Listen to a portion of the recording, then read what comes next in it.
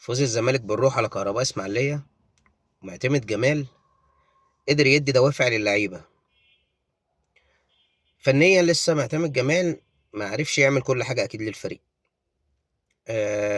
كهرباء اسماعيلية تقريبا تاني أضعف دفاع في الدوري، وبالتالي أنت مش بتلاعب الفريق الجامد اللي تقدر تهيص وتقول هي احنا كسبنا والشغلانة دي.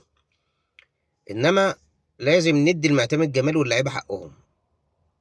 معتمد جمال بيلعب بباك رايت محمد ابراهيم وباك ليفت الخضري، الاتنين لسه تقريبا تالت او رابع ماتش رسمي ليهم. لعيبه ما عندهاش خبرات. بيلعب مساك جنب الونش بالسيد اسامه. عدم وجود حسام عبد المجيد كان سبب في ان في جونين دخلوا في الزمالك. السيد اسامه غلط في الجون الاولاني وحضن غلط، ودي تاني خطأ للسيد اسامه بنفس الشكل. كان عمله قبل كده في ماتش برضو في الرابطه، برضه حضن على الكرة غلط والفيرود راح خدها من ظهره. اللعيبة دي لسه هتتعلم، بس طول ما هم بيتعلموا انت بتخسر.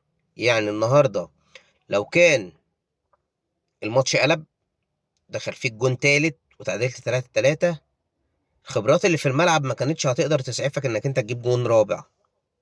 معتمد جمال بيبدأ الماتش ب 4-3-3، بيتنازل عن الفينا وعن شيكوبانزا والهرجلة بتاعتهم، وبيلعب بشريف اللي كان نجم قوي النهارده وهو يستحق انه ياخد من اوف ذا ماتش، ويلعب بعدي اللي برضه كان كويس، بس برضه لسه عدي عنده حته انه بيضيع اجوان، انما بيوصل وبيروح ورجليه حلوه على الجول.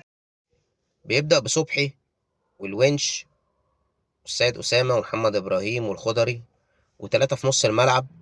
محمد اسماعيل بيلعب في مركز ستة، واتنين تمانيات ادم كايد، وجنبه الناحيه التانيه احمد حمدي. احمد حمدي لسه ما جابش مستواه، لما احمد حمدي يرجع لمستواه هيفرق كتير مع الزمالك. ولعب بثلاثه قدام ناصر منسي، وعلى ناحيه اليمين عدي الدباغ، وناحيه الشمال شريف. الزمالك من اول الماتش ضاغط نازل عايز يكسب، عامل ضغط عالي على كهرباء اسماعيليه. انما الزمالك كان عنده مشاكل في نص الملعب وفي الدفاع.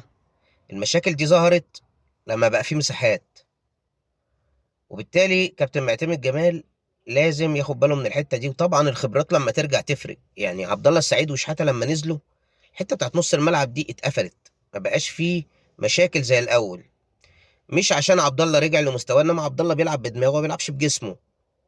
محمد شحاته لسه برضه الإصابة شكلها لسه مأثرة عليه، إنما برضه عنده خبرات، وبالتالي الزمالك سيطر على الماتش. عبد الله السعيد من ساعة ما نزل عمال يعمل واحدة كده وواحدة كده، وفي كرة اللي هي عملها بكعبه اللي جت جون في الآخر ودخلت واتحسبت أوفسايد. طبعا عبد الله في نص الملعب قصة كبيرة يعني، محتاجة شرح.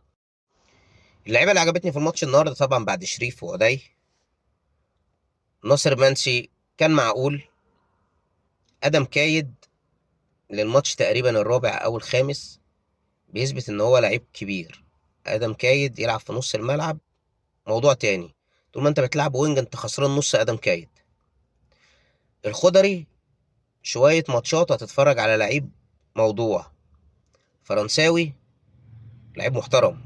الفرنساوي ده يعني مشروع لعيب كبير، بس شويه اهتمام، ياخد في الماتشات، يلعب، هتتفرج عليه قدام.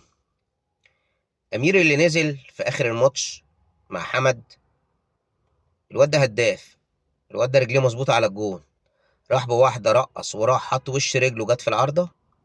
والكرة التانية اللي هي برضو كانت اتحسبت اوفسايد اللي جابها ناصر منسي في الاخر اللي هي الجون السادس، كرة جات له ما فكرش، قام حاططها على طول في الجون. ده لعيب هيبقى هداف. انما الموضوع فين؟ انت هتدربه ازاي؟ هتهتم بيه ازاي؟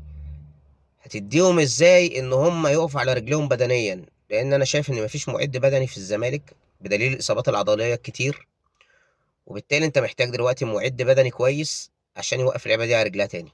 الباك رايت بقى محمد ابراهيم. محمد ابراهيم النهارده عمل 7 وعمل اوفرين انا ما شفتهمش من عمر جابر. يعني عمر جابر عنده حاجه و30 سنه وانا ما بشوفهمش منه الكلام ده.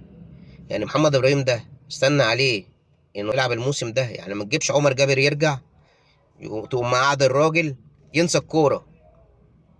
خليه في الملعب، خلي عمر يلعب شويه ياخد ربع ساعة في آخر الماتش.